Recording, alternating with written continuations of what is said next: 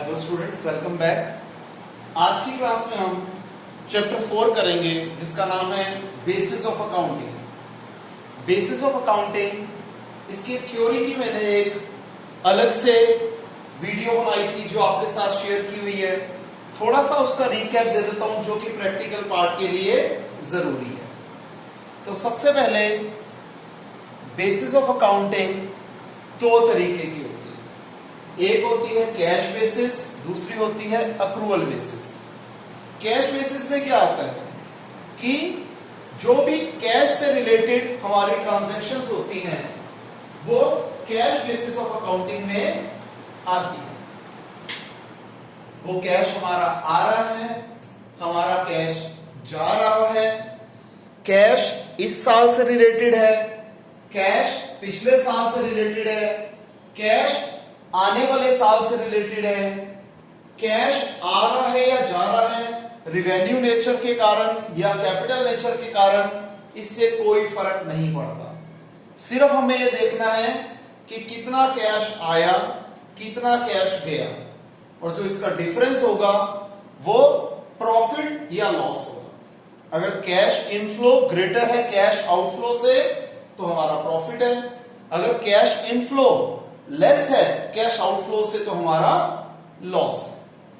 जबकि accrual basis of accounting में हम बहुत, इसका स्कोप जो होता है वाइड होता है। इसमें हम चार मेन चीजें, prepaid expense, outstanding expense, pre received income, accrued income, इन चारों को भी कंसीडर करते हैं। ठीक है जी। अक्रूवल बेसिस ऑफ अकाउंटिंग में सिर्फ हमें करंट ईयर से रिलेटेड प्रॉफिट या लॉस निकालना होता है, इसलिए हम इन चारों चीजों को खास ध्यान में रखते हैं। जबकि कैश बेसिस में हमें टोटल सिर्फ यह देखना होता है कि इस साल के दौरान क्या कैश आया और कैश क्या गया, इररिस्पेक्टिव वो कैश इस साल से रिलेटेड था, पिछले साल से रिलेटेड था या आने वाले साल से रिलेटेड था। लेकिन अक्रूवल बेसिस ऑफ अकाउंटिंग में सिर्फ वो पैसा जो इस साल से रिलेटेड है उसको कंसीडर किया जाता है। तो आइए इसके प्रैक्टिकल पार्ट पे आते हैं। इसमें सिर्फ दो ही इलस्ट्रेशन है, कॉमन क्वेश्चन है और दो इलस्ट्रेशन है। ठीक है जी। फिर हमारे इसी तरीके से दो क्वेश्चंस हैं जिसके चार क्वेश्चन बन जाएंगे। दो के चार इसलिए क्योंकि एक बार उसी क्वेश्चन को कैश बेसिस से करना है, दूसरी बार उसे अक्रूवल से करना है। तो इलस्ट्रेशंस मैं आपके लिए छोड़ रहा हूं प्रैक्टिस के लिए, और मैं डायरेक्ट इसके अनसॉल्व क्वेश्चन करवा रहा हूं। देखिए, सबसे पहले क्वेश्चन नंबर 5, मैं इसे क्वेश्चन नंबर 5+6 लिख रहा हूं क्योंकि क्वेश्चन दोनों केसेस में सेम है। मैंने दोनों कंबाइंड लिख दिए। इसमें कहते हैं during the financial year 2018-19 Mohan की कैश सेल्स थी 90,000 रुपीज की। हम लिख लेते हैं कैश सेल्स है 90,000 रुपीज, क्रेडिट सेल्स है 60,000 रुपीज। क्रेडिट सेल्स है 60,000 रुपीज। फिर इसके एक्सपेंसेस जो है वो है 70,000। अब नॉर्मल एक्सपेंसेस लिख रखे हैं, इसका मतलब ये टोटल एक्सपेंसेस है।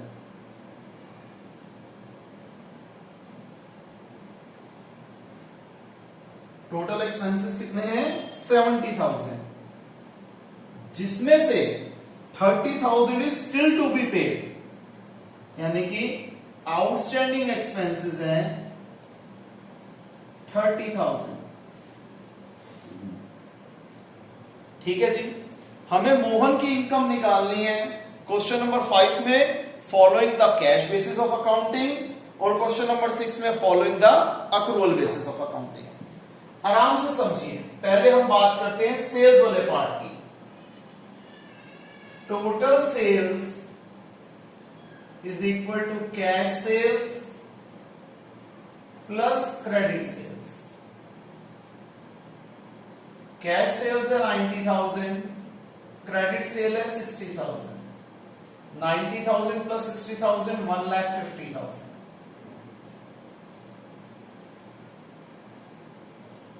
ध्यान रखना हमारे पास तीन कंपोनेंट होने चाहिए इस केस में, total sale, cash sale, credit sale. इसी तरीके से टोटल एक्सपेंस, कैश एक्सपेंस और outstanding expense.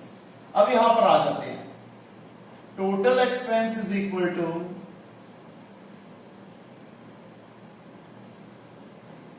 Cash expenses plus outstanding expenses. Total expense है 70,000, कैश एक्सपेंसेस हमें नहीं पता, आउटस्टैंडिंग एक्सपेंसेस है 30,000। तो कैश एक्सपेंसेस आ गए 70,000 minus 30,000, that is cash expenses निकला है हमारे 40,000। अब देखिए, अगर हम फॉलो कर रहे हैं कैश बेसिस ऑफ अकाउंटिंग, अगर हम cash basis of accounting follow कर रहे हैं तो इनकम क्या हो जाएगी? आपको जैसे बताया था हमें कैश का लेना देना होता है, cash sales minus cash expense, cash sales minus cash expense, कि कैश का आना और जाना, इनफ्लो और आउटफ्लो देखा जाता है। कैश सेल्स है हमारी 90,000 की,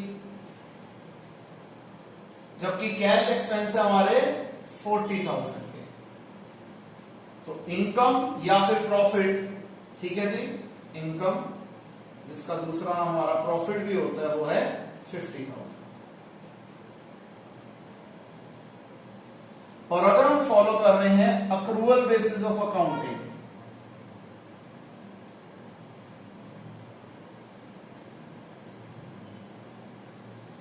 उस केस में हमारी जो इनकम होगी वो क्या होगी?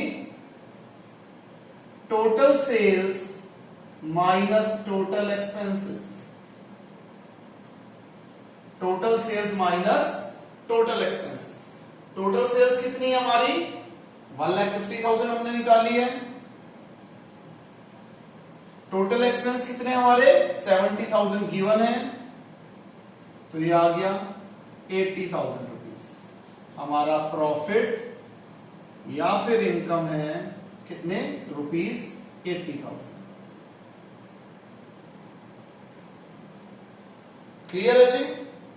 इसे कॉपी कीजिए, फिर हम नया क्वेश्चन करते हैं।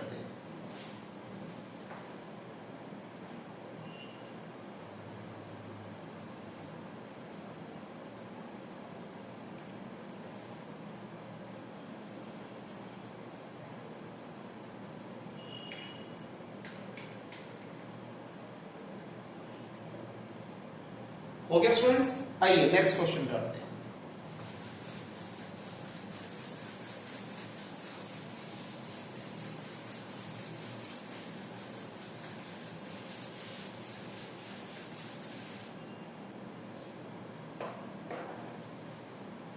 नेक्स्ट आ जाता है हमारे पास क्वेश्चन नंबर 7। इसमें हमें इंफॉर्मेशन जो दे रखी है वो है, विजय एक कंसल्टेंट है जिसने फाइनेंशियल ईयर 2018-19 में टोटल अर्निंग करी ₹4 लाख की। ठीक है जी,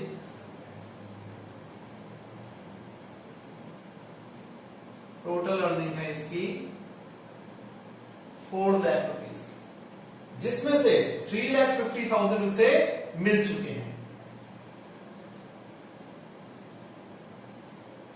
कैश अर्निंग है ₹3,50,000।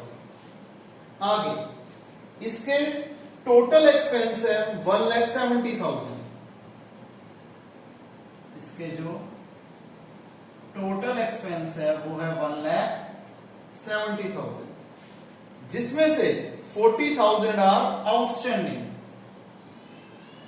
आउटस्टैंडिंग एक्सपेंसेस हैं 40,000। फिर कहता है इसे लास्ट ईयर, प्रीवियस ईयर की कंसल्टेंसी फीस जो मिली है इस साल वो है 45,000। Consultation fee received this year for the previous year कितनी आ गई जी? ₹45,000। इसके साथ ये कहता है इसने लास्ट ईयर के एक्सपेंसेस 20,000 इस साल पे किए हैं। Previous year expenses paid this year है 20,000। हमें कैश बेसिस के हिसाब से और अक्रूवल बेसिस के हिसाब से हमें इसकी इनकम निकालनी है। पहले तो हम थर्ड कंपोनेंट निकालते हैं। टोटल अर्निंग है, total earning is equal to cash earnings plus accrued earning. कितनी अर्निंग हमारी अभी बची हुई है? टोटल अर्निंग है 4 लाख रुपीस की, कैश अर्निंग है 3,50,000 की, तो बची हुई हमारे पास आ जाएगी अक्रूड इनकम, आउटस्टैंडिंग इनकम या अक्रूड अर्निंग, बात एक ही है।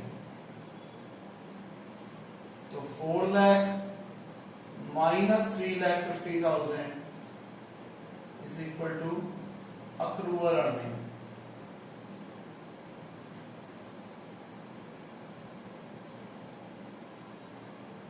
तो अक्रूवल अर्निंग हो गई 50,000 रुपीज। इसी तरीके से टोटल एक्सपेंसेस होते हैं cash expense plus outstanding expense. Total expense है 1,70,000, कैश एक्सपेंस क्या है हमें नहीं पता, और आउटस्टैंडिंग एक्सपेंस है 40,000।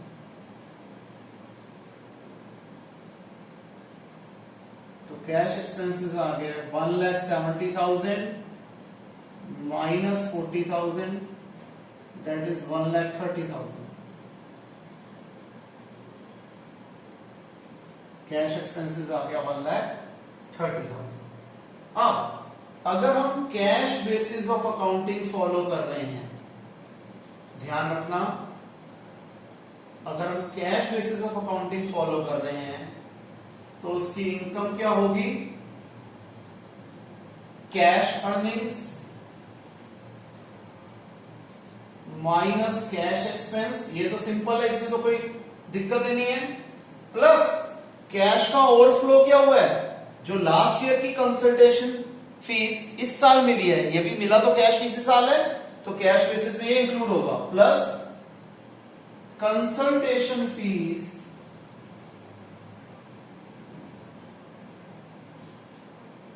of the previous year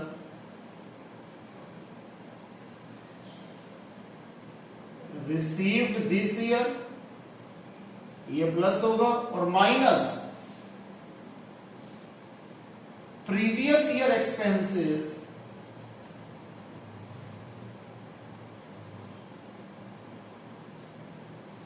paid this year.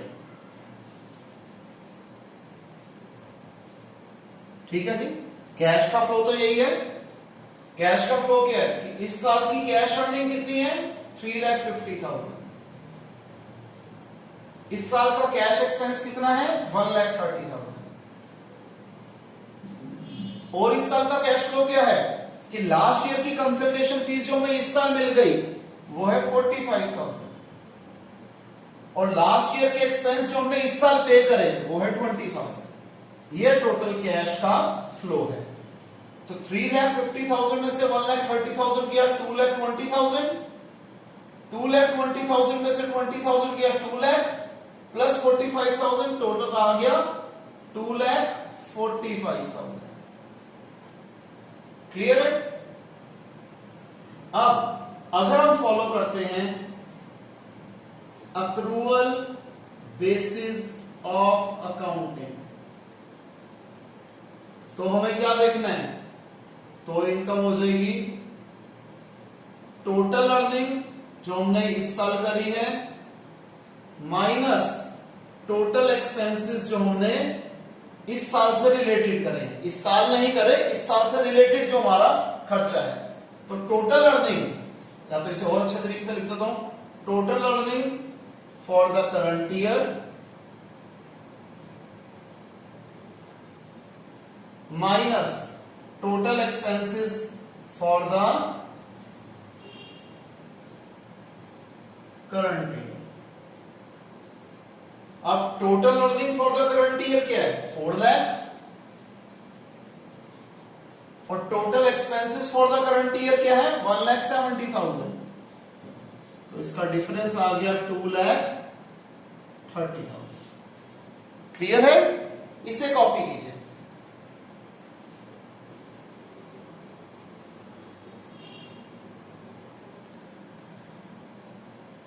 तो स्टूडेंट्स, इस वीडियो में सिर्फ इतना ही है। यहां पर हमारा चैप्टर का प्रैक्टिकल पार्ट सारा कंप्लीट होता है।